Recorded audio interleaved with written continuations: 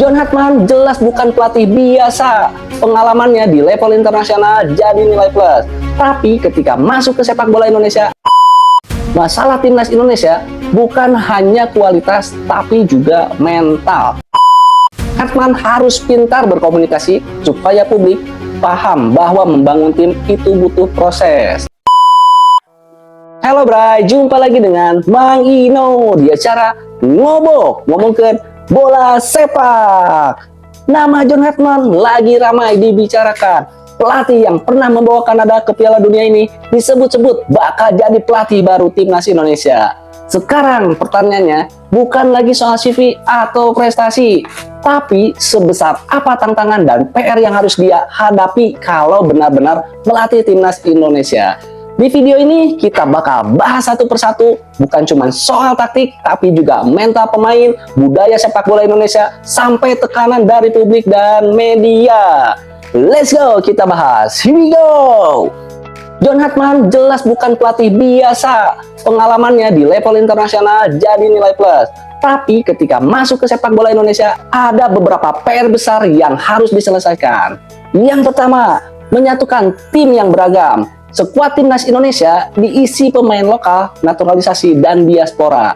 John Hartman harus bisa menyatukan karakter pemain dan latar belakang berbeda-beda, menyamakan standar disiplin, cara latihan, dan mental bertanding. Kemudian membuat pemain merasa satu tim, bukan berjalan sendiri-sendiri. Kalau ini gagal, taktik sehebat apapun tidak akan berjalan. Yang kedua, menyesuaikan sistem dengan karakter pemain. Hartman terbiasa melatih pemain yang kuat fisik dan disiplin taktik. Sementara pemain Indonesia unggul di teknik dan kecepatan, tapi masih belum konsisten secara fisik dan fokus. Kalau sistem terlalu kaku, kreativitas pemain bisa mati. Karena itu, Hartman harus menyesuaikan sistem dengan pemain, bukan sebaliknya. Yang ketiga, memperbaiki mental di laga besar. Masalah timnas Indonesia bukan hanya kualitas, tapi juga mental.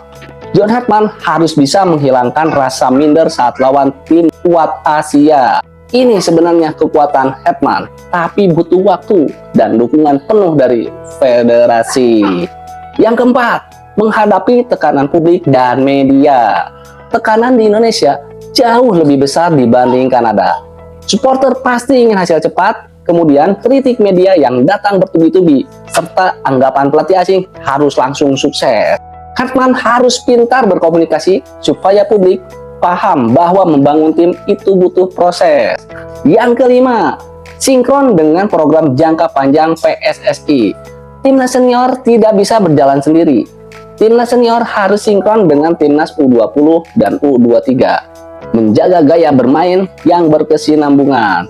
Regenerasi pemain berjalan tanpa gejolak. Tanpa dukungan sistem PSSI, pelatih sehebat apapun hanya akan jadi solusi sementara. Yang keenam, beradaptasi dengan jadwal dan infrastruktur. Kondisi Indonesia berbeda dengan Eropa atau Amerika Utara. Jadwal liga yang padat, kualitas lapangan yang belum merata, waktu persiapan yang sangat terbatas.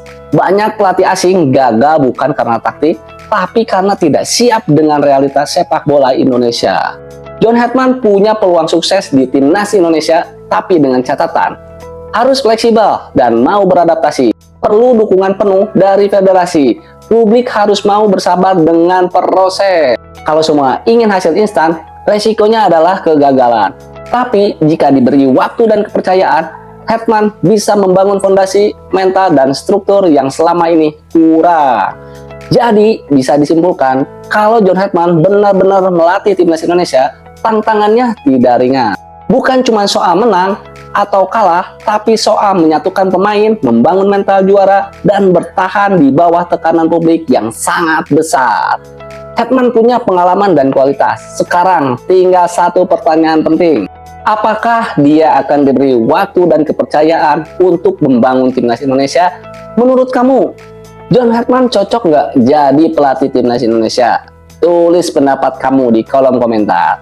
Jangan lupa like, share, dan subscribe channel Mang Ino. Sampai ketemu di obrolan sepak bola berikutnya. Akhir kata, Mang Ino ucapkan